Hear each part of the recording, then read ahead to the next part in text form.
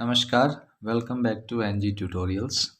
तो अभी स्टार्ट करने से पहले एक बात बोलना चाहूँगा कि अक्सर लोग इंग्लिश सीखने की कोशिश करते हैं तो दो चीज़ें बहुत इंपॉर्टेंट होती है। या तो हम उस माहौल में हो जहाँ पे इंग्लिश बोली जाती हो, तो वो तो हमें यूके और अमेरिका में मिल सकता है, वो थोड़ा महंगा पड़ेगा। दूसरी चीज़, हम स्टोरीज़ में जा सकते हैं जहाँ पे हमें वर्ड्स मिल सकते हैं, कॉन्टेक्स्ट मिल सकता है, हमारा वोकेबलरी स्ट्रॉन्ग हो सकता है, कौन सा वर्ड कैसे यूज़ किया जा सकता है। तो इर्रिस्पेक्टिव ऑफ आप कहाँ रहते हैं, कौन सी क्लास में हैं, कौन से स्कूल में हैं, अगर आप स्टोरीज़ पढ़ते हैं तो डेफिनेटली आपकी इंग्लिश इम्प्रूव होगी। फिर रीडिंग और कॉम्प्रिहेंशन अपने आप इम्प्रूव हो जाएगा। तो रीडिंग एंड कॉम्प्रिहेंशन को फोकस करते हुए हम आते हैं द स्कॉलर्स मदर टंग पे। ठीक है, फॉलो करेंगे कैसे पढ़ा जा रहा है किसी वर्ड को, वो देखेंगे। जहाँ पे मीनिंग की ज़रूरत होगी वहाँ पे मीनिंग बताया जाएगा। तो चैप्टर का नाम है the scholars mother tongue. Scholar जो कोई बहुत पढ़ा लिखा आदमी होता है, बहुत बुद्धिमान आदमी होता है, उसे स्कॉलर बोलते हैं। बुद्धिमान एग्जैक्टली नहीं, स्कॉलर के लिए बोले जाएगा जो पढ़ा लिखा बहुत होता है, mother tongue. A learned, learned मतलब बहुत पढ़ा हुआ, बहुत सीखा हुआ pandit once visited the court of Akbar. तो एक पंडित था जो अकबर के कोर्ट को विजिट करता है, बहुत पढ़ा लिखा। ही told the king and his courtiers, courtiers जो दरबार में लोग बैठते हैं, जैसे बीरबल का नाम आपने सुना होगा। अकबर एक राजा थे, उनके दरबार में 9 रत्न थे, उनमें से एक बीरबल भी था। So he told the king and his courtiers that he had mastery. Mastery मतलब जब आपको किसी चीज़ के बारे में सब कुछ आता हो, आप मास्टर हो उस चीज़ के, ओवर मैनी डिफरेंट लैंग्वेजेस। तो वो बोलता है राजा को और उसके कोर्टियर्स को कि मेरी मास्टरी है हर भाषा पे या कई भाषा पे। The Pandit could speak many languages fluently. तो पंडित बहुत सारी लैंग्वेजेस को बोल सकता था। स्पीक मतलब बोल सकता था, फ्लुएंटली मतलब आराम से, बिना अटके, बिना रुके। जैसे हम हिंदी बोलते हैं, अगर आपसे इंग्लिश बोलने के लिए बोल दी जाए या मुझसे इंग्लिश बोलने के लिए बोल दिया जाए तो थोड़ा तो अटकूंगा मैं। He was so fluent that no one could find out what his mother tongue was. और वो इतना अच्छे से बोलता था कि किसी को पता ही नहीं चलता था कि उसकी मातृभाषा, मदर टंग मतलब मातृभाषा क्या है। जैसे मेरी मातृभाषा हिंदी है, ठीक है, अगर हम साउथ में जाएंगे तो कुछ की मातृभाषा मलयाली होगी, कुछ की तेलुगु होगी। तो ये हिंदी या इंग्लिश बोलने की कोशिश करेंगे तो हमें पता चल जाएगा कि ये इनकी भाषा नहीं है, ये इनके लिए दूसरी भाषा या सेकंड लैंग्वेज है। So he challenge everybody in the court to name his mother tongue. तो उसने चैलेंज किया हर इंसान को कि कोई भी उसकी मदर टंग बता दे। उसको इतना कॉन्फिडेंस था अपनी फ्लुएंसी पे कि वो इतने आराम से बोलता है हर लैंग्वेज की, पता ही नहीं चलता कि उसकी एक्चुअल लैंग्वेज क्या है। When every one failed the challenge was taken up by Birbal. जब हर कोई फेल हो गया तो चैलेंज, जो आप किसी को चुनौती देते हैं, तो challenge was taken up by Birbal. तो बीरबल ने डिसाइड किया कि चलो ठीक है, मैं बताता हूँ। That night Birbal went quietly to the pandit's room when he was asleep। asleep मतलब सोया हुआ, क्वाइटली मतलब चुपचाप।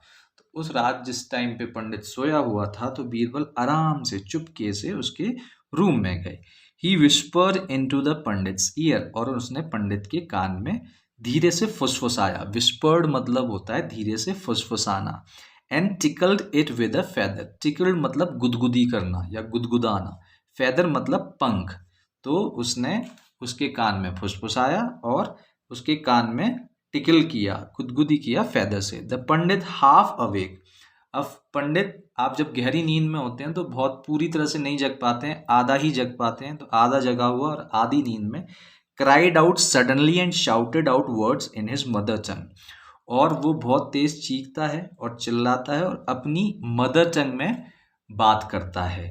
तो जब भी हम स्ट्रेस में होते हैं, हम बहुत ज़्यादा गुस्से में होंगे, बहुत ज़्यादा प्यार में होंगे, बहुत ज़्यादा डिसअपॉइंटेड होंगे, तो हमारा जो मदर टंग के साथ ना एक इमोशनल कंटेंट होता है, इमोशनल कॉन्टैक्ट होता है। हमें जब अपनी एक्चुअल या पीक वाली फीलिंग बोलनी होती है तो हम अपनी मदर टंग का ही इस्तेमाल करते हैं। तो इसी तरह पंडित जब रात को सो रहा था और उसे गुस्सा आया तो गुस्से में वो अपनी मदर टंग के अंदर बोल पड़ा। Birbal came to the court the next day, और अगले दिन बीरबल कोर्ट में आता है। And told everyone that the pandit's mother tongue was Telugu, और सबको बताता है अगले दिन आके कि जो पंडित की मदर टंग है वो है Telugu. The Pandit was surprised. Surprise मतलब हैरान हो जाना, चौंक जाना एंड एक्सेप्टेड द ट्रूथ। पंडित चौंक गया लेकिन उसने एक्सेप्ट किया कि हाँ ये सही बात है, मेरी मदर टंग जो है वो तेलुगु ही है। King Akbar then asked Birbal, king Akbar राजा अकबर ने बीरबल से कहा। अब यहाँ पे एक और इम्पॉर्टेंट चीज़ ग्रामर की मैं बताना चाहूँगा कि जब भी आप किसी का डायलॉग बोलते हैं तो आपको इस तरह से कॉमा से ख़त्म करना होता है उस सेंटेंस को। उसके बाद उस पर्टिकुलर डायलॉग को, जो शब्द उसने कहे होते हैं, राजा ने कहे होते हैं या किसी व्यक्ति ने कहे होते हैं, उन्हें इन्वर्टेड कॉमाज में बंद करना होता है जब हम किसी का डायलॉग रिपीट कर रहे होते हैं। How did you find the truth? तो राजा अकबर ने बीरबल से पूछा कि तुम्हें कैसे पता चला सच का। बीरबल आंसर्ड, अब बीरबल ने जवाब दिया और आप यहाँ पे भी नोटिस करेंगे इन्वर्टेड कॉमाज हैं क्योंकि अब बीरबल की वही बात कही जा रही है, लिखी जा रही है जो उसने खुद बोली थी। इन टाइम्स ऑफ डिफिकल्टी, डिफिकल्टी मतलब मुसीबत के समय में, a person speaks only in his mother tongue, तो एक आदमी अपनी मातृभाषा में ही बात करता है। जो आपके सच्चे इमोशन होते हैं, ट्रू फीलिंग्स होते हैं, वो आते हैं आपकी मदर टंग में ही।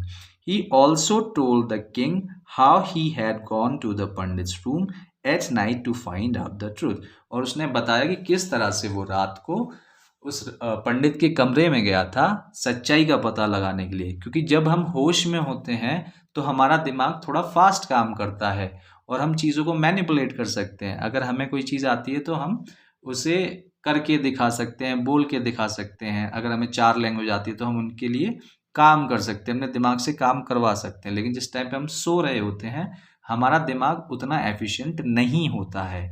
तो जिस टाइम पे उसे रात को नींद में जगाया गया वो कॉन्शियस नहीं हो पाया, तो आधी जगी हुई और आधी सोई हुई अवस्था में उसने अपनी ही भाषा में यानी कि तेलुगु में जवाब दिया, जिससे कि ये पता चलता है कि स्कॉलर की जो मदर टंग थी वो थी तेलुगु। अब आगे हम इसके क्वेश्चन आंसर करेंगे, वो हम नेक्स्ट सेशन में करेंगे। मैं चाहूँगा एक बार आप इसे रीड करें। देखिए, इंग्लिश से हिंदी करके समझना इज समथिंग एल्स, और इंग्लिश टू इंग्लिश ये हमें समझ में आया वो समथिंग एल्स। तो उसी को बोलते हैं हम रीडिंग और कॉम्प्रिहेंशन, कि आप इसे पढ़ें और आपको समझ में आए और आप क्वेश्चन के आंसर्स भी बना सकें। Thank you.